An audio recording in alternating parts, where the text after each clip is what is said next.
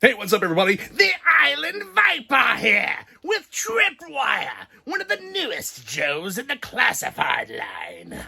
So we're gonna unbox it, check it out. This figure comes with enough gear for 2 versions of this figure. I saw where someone had used a Stalker figure. Everyone knows those are super cheap right now, to wear the extra set of gear and make like another type of EOD character. Tripwire's pretty interesting to me. I'm a fan of the Max Brooks Hearts and Minds book. If you haven't read that, look it up on Amazon. Maybe see if you can download it on Kindle, but give that a read because it's really, really good content. Anyway, let's get this guy broke out and see what he's all. I see a difference right off the bat in the figure tray. He does not have the paper ties. I actually liked the paper ties versus these little plastic pieces. These things are just kind of annoying to me. I would much rather have the paper ties for this figure. Let's see if we can get these cut off here. Probably not. This is dull as hell. Let me get something to cut these with. Tripwire is a deluxe class action figure because he comes with so many accessories. All the armor pieces that are already on the figure, the body armor, shoulder pads, and all of that. Let's take a look at the face sculpt here. I had seen where someone had posted about him looking like he had makeup on, and I don't see it. His eyes look dark around him. I had commented on their post about how what I saw was a guy suffering from depression and PTSD over the loss of his girlfriend in an explosion, and that's from the Hearts and Minds story of Tripwire, which, man, if you read that, it really is a great collection of stories by Max Brooks. I might see if I can find that on Kindle and link that in the, or find it on Amazon and link that in the description. The armor feels pretty good. It's a softer, more pliable material, as a lot of the accessories have been lately.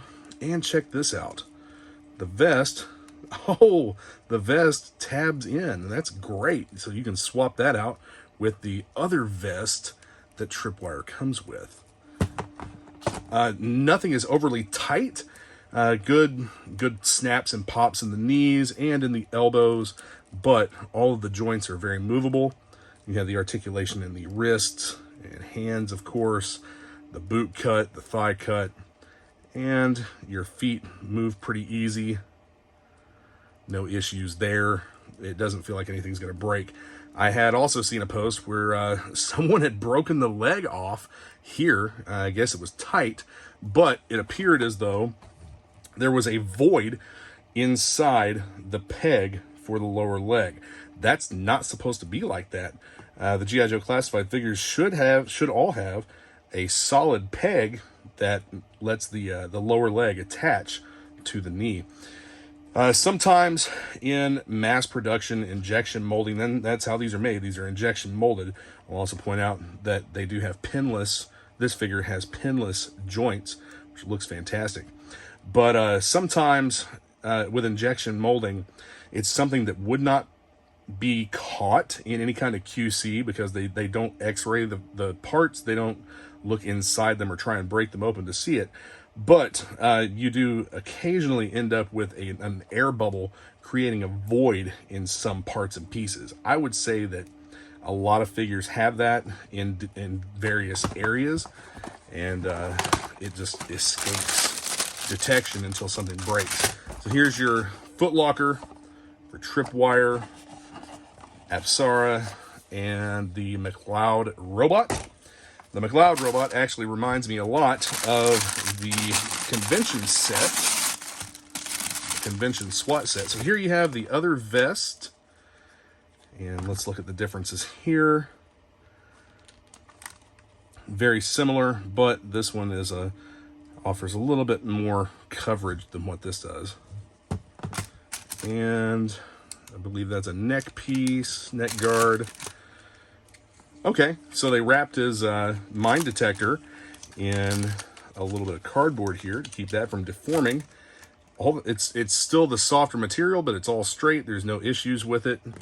I had put together kind of a mock Tripwire using an Action Force Delta Trooper along with a kit from Gridiron Studios. So here you have the other pieces of armor that you could swap out or put onto another figure. He does come with 2 full helmets, and you have the backpack with the mind port. Something that's been pointed out as well, the mind port is different. It appears on the back of the box as though the mind port should have a post for the mines to slide into or attach to the backpack, much like the original 3 3/4 inch Tripwire figure had. And then those mines would just pull off of the backpack. Why a guy that disarms bombs and explosives would be carrying mines in a backpack? Maybe he's laying those or using those for weapons against, the enemy, Cobra, something. It's just a little bit odd that they changed that. You have the mine actually has a peg, and oh no, the mine doesn't set flat. We do have paint apps on the mines here. I believe both of them have that. Yep. There we go. And he does come with a handgun, a 1911. Very nice. And it is the almost rubbery, pliable material, but there's no misshapen point to that. And then Apsara, his rat. Funny thing is, this is actually something that's really used to detect mines, large rats. I'm not extremely familiar with the entirety of that story, with how these guys get used to detect mines, but it is a real thing. So that's why he came with a rat. And you also have the breather hose for, well, I was thinking that it would plug into the back of the helmet, but it doesn't look like it does. This breather hose really shouldn't be something connecting to the mine detector like so. There should be another wire that connects to the mine detector to the backpack, and there should also be an air hose so that he can have some circulation in this really hot, heavy armor. Let's check out the robot. Yeah, this robot's very similar to the robot that came with the SWAT figure, the convention exclusive SWAT figure. And it was not Tripwire. I don't think it was Long Arm that had that setup.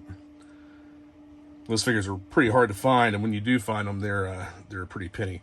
I love the fact that they've added all the articulation to the arm of the robot. That's really cool. So you have a swivel down here, and then you have a joint here, as well as here, and the claw is also articulated. The tracks do not move. It's all one solid piece here, but it's heavy enough that that arm can reach out and hold on to things like the mine. You can pick up a mine with it. I dig it. It looks really good. If you want to go with something more along the lines of the original look for Tripwire, here's the helmet and the collar that you would use for this figure in the more vintage or original look. The backpack plugs straight into the port on his back and actually holds the mine detector. And over here on this side, the robot controller, the little handheld unit, will fit right into this slot on the backpack. This is a little friction hold, but it's not loose or anything, and seems to hold pretty well. I'm not sure if that's exactly where it's supposed to go or not. I don't have long fingernails, so I'm probably, yeah, that might pose an issue trying to get that out of there for me, so I'm not going to plug that in. I do think it would have been better to have the post. I've actually seen where people have drilled this out a little bit with a Dremel and added some earth magnets. They glued a little bit of an earth magnet in here, a piece of earth magnet in here and into the mines so that they just magnetically attach. I like the idea of using magnets on accessories. So the 1911 is right into the thigh holster, no problem. It's a nice tight fit. So here you have him in his classic style.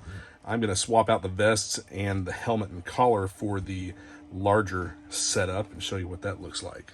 Just to point out, the vest actually does have the tabs on both sides so that you can just pull that straight off over the head and place the new one on like so. I'll show you how I tab these in. Just a little bit of pressure with a fingernail right there, and the heavier armor is in place. Let me see how this is supposed to go here. I believe it just sets onto the figure like this, and then the helmet will go on over it. Let's see if we can get that set up right. I think that's about how it goes.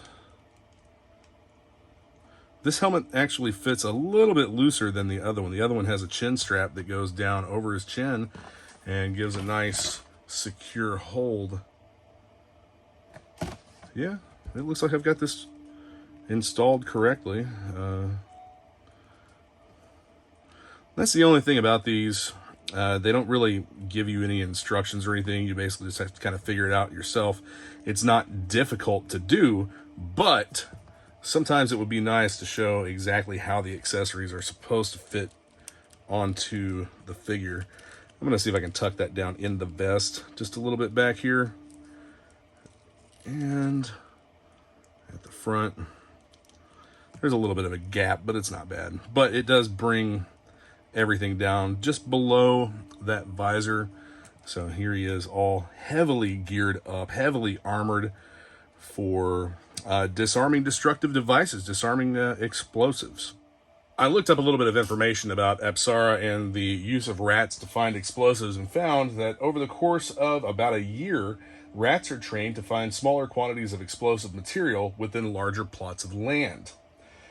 They run through training exercises until they detect 100% of the loaded tea infusers, and then they must pass a test in which they are allowed only one false positive. So these guys are actually used to detect mines. One, because rats are extremely lightweight. Chances are they're not going to be heavy enough to set off the trigger on a mine. And they find it and alert to the location of it. That's really, really cool that that an animal as small as a rat can be used to detect mines and save lives. Here he is in a clamshell case, getting ready to hang him on the wall. And as I've been doing with recent videos, I'll give you guys like a little spin around of the room and just whatever I've got handy at the time.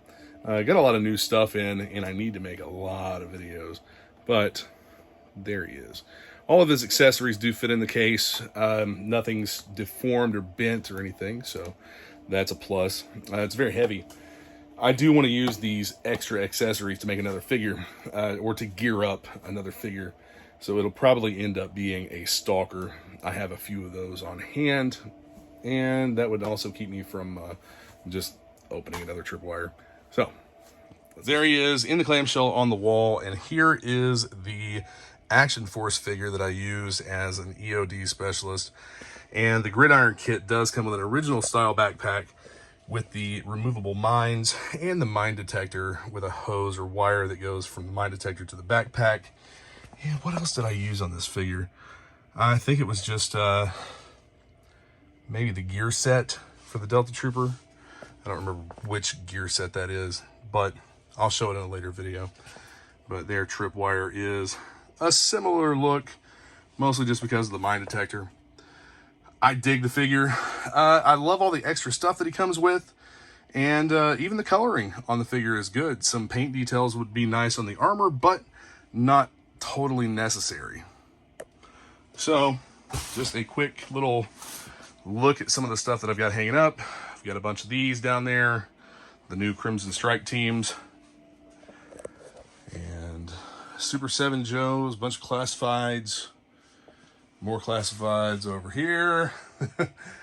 I have pretty much everything that's out and available for the classified line, and all the vintage stuff that I think every single day about getting rid of and just can't bring myself to pull the trigger on it. All these like vintage carded figures, I'm not gonna get rid of those. I want to sometimes, but I'm not going to. Does anybody else do that? Does anybody else look at their collection and just think about selling every single piece of it just to get it out of your hair? I just can't do it. Love modern figures. Honestly, moderns are probably some of my favorite figures in the lines. Thanks for tuning in to The Island Viper. Be sure to hit that subscribe button and the notification bell so that you are notified whenever I post new content. I have more videos coming to you. One of which will be a little bit of a discussion with myself, I guess. Just talking about some opinions I have of, man, G.I. Joe O-rings, G.I. Joe O-ring figures, and what the quote-unquote market may or may not do. Anyway, thanks for watching, guys. I'll see you soon. Yo, Joe!